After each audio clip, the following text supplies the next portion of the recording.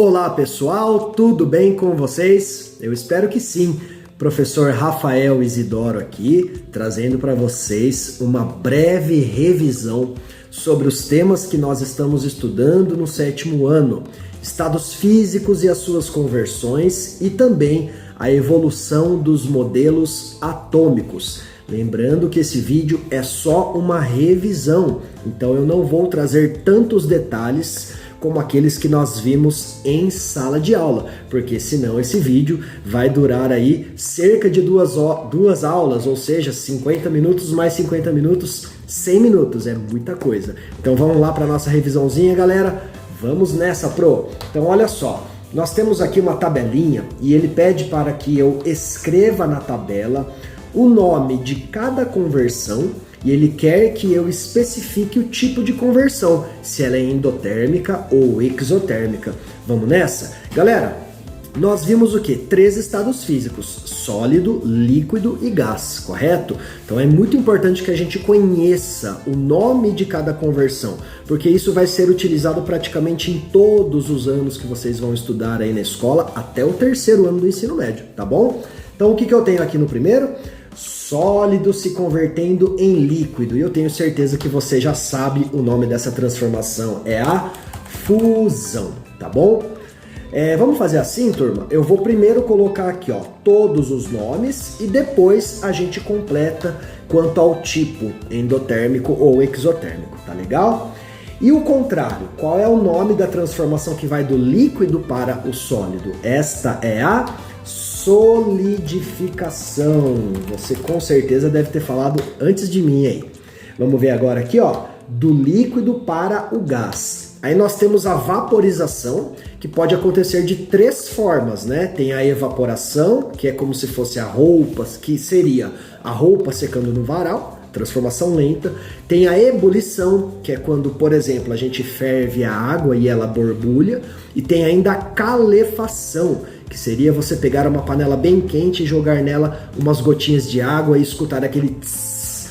Porém, ele não especificou, ele só falou do líquido para o gás. Então eu vou manter aqui, ó, vaporização, porque ela já representa as 3 mudanças. Tá legal? Vamos para o próximo? O gás se convertendo em líquido. Nós temos 2 que foram vistas, a condensação e a liquefação.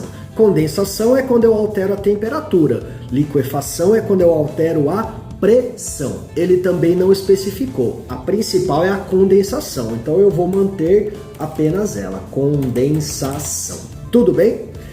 Sólido se transformando em gás, então o sólido indo direto para o gás. Qual é o nome dessa transformação? Nós vimos que existe uma substância que é muito utilizada no entretenimento, teatros, shows musicais, cinema, que é quando surge toda aquela fumacinha lá, é o gelo seco, que é gás carbônico que é o dióxido de carbono sólido, se convertendo em gás carbônico, ou seja, dióxido de carbono gasoso.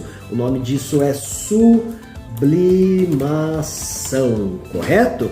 E qual seria o inverso disso? A ressublimação. Então vamos anotar aqui, ressublimação. Tranquilo até aqui, 7º ano? Bem facinho, né? Tenho certeza que todos vocês se lembram disso, ok? E é muito importante para a gente estar fazendo a nossa provinha, tá legal?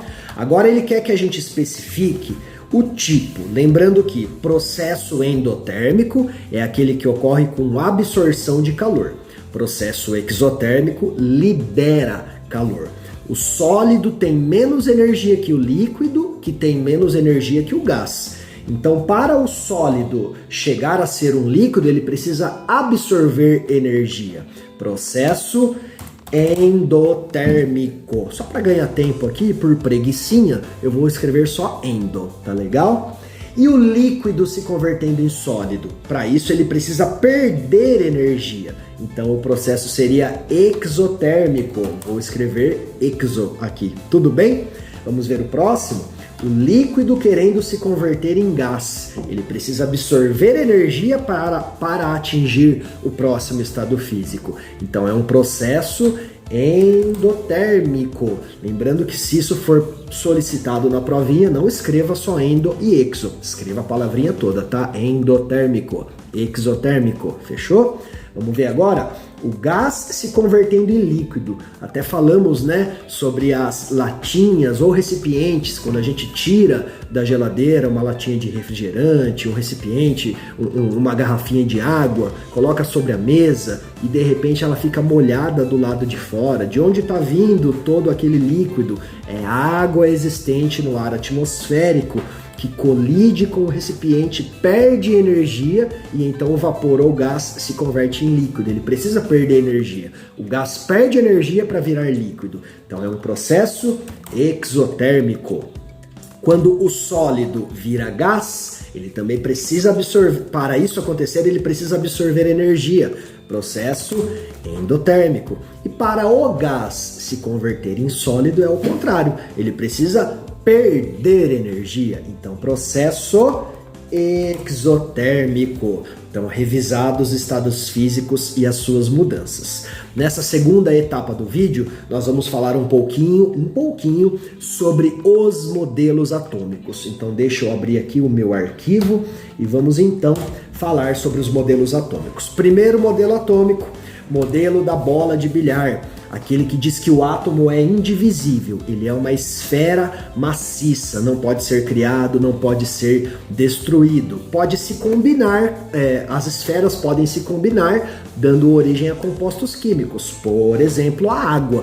2 átomos de hidrogênio se combinam com um átomo de oxigênio, dando origem a H2O. Então, o primeiro modelo ele é bem simplório, tá bom?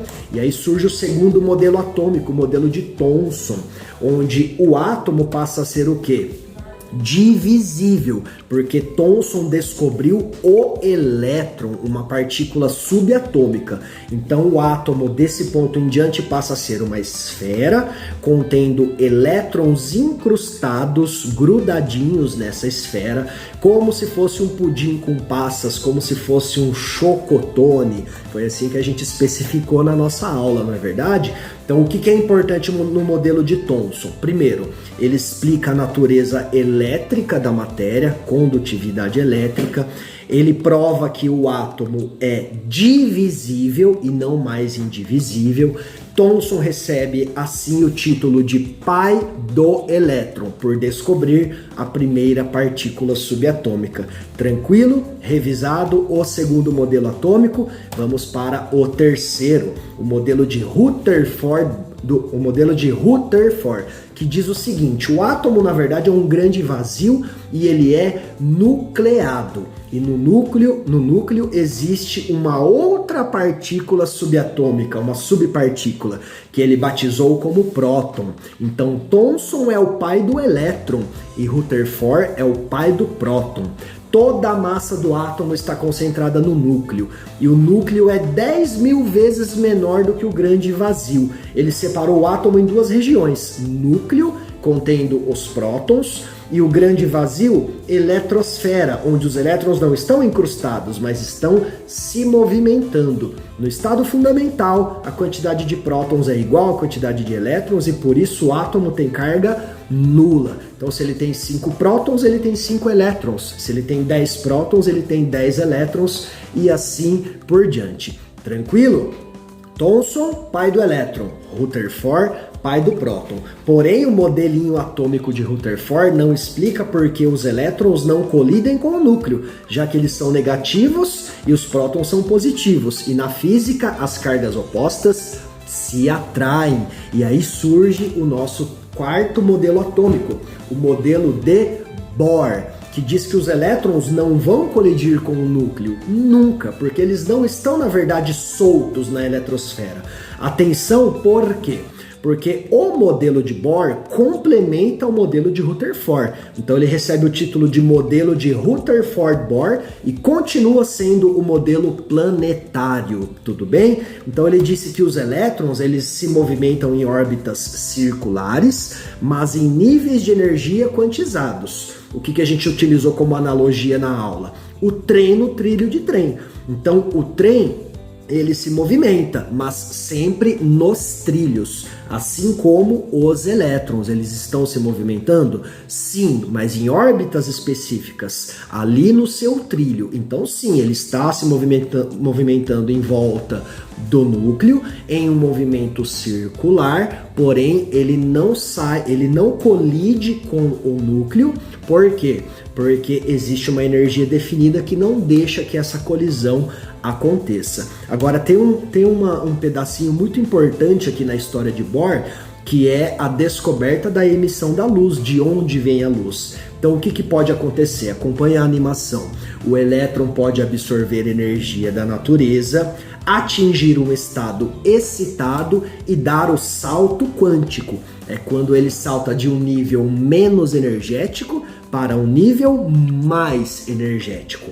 Porém, isso é chamado de excitação, o processo que ele absorve energia e salta. Porém, essa energia não é natural do átomo, então ele expulsa a energia da estrutura. Mas quando ele expulsa essa energia, ele transforma a energia térmica em um fóton, a partícula de luz, que tem carga zero, tá legal? Que tem massa zero, carga zero, tá bom, turma? Então, o que acontece? Essa energia sai na forma de luz e o elétron retorna ao seu estado fundamental. Toda luz é emitida desta maneira. Cuidado para não confundir. Excitação do elétron. Absorve energia e vai. Não tem luz nesse momento. Desexcitação do elétron. Devolve a energia na forma de luz e retorna ao nível anterior. Tranquilo, sétimo ano? Se lembraram? Beleza. E aí, por último, nós vimos o modelo de Sommerfeld, que acrescentou que os elétrons não se movimentam apenas em órbitas circulares, mas também em órbitas elípticas. E vocês, muito inteligentes, perguntaram para mim sobre os nêutrons, porém, até este modelo atômico não se conhecia o nêutron. Inclusive, na nossa avaliação, o nêutron não será mencionado. Ele é tema das nossas próximas aulas. Então, o que a gente vai precisar? A gente vai precisar dos estados físicos, conversões e tipo de conversão endo ou exotérmica e esses modelinhos atômicos estudados aqui. Beleza? Revisado? Esse vídeo te ajudou? Então deixa um comentário aí no vídeo do Pro, se inscreve no canal, deixa um like e ó, beijos, abraços, bons estudos, até a próxima, tchau!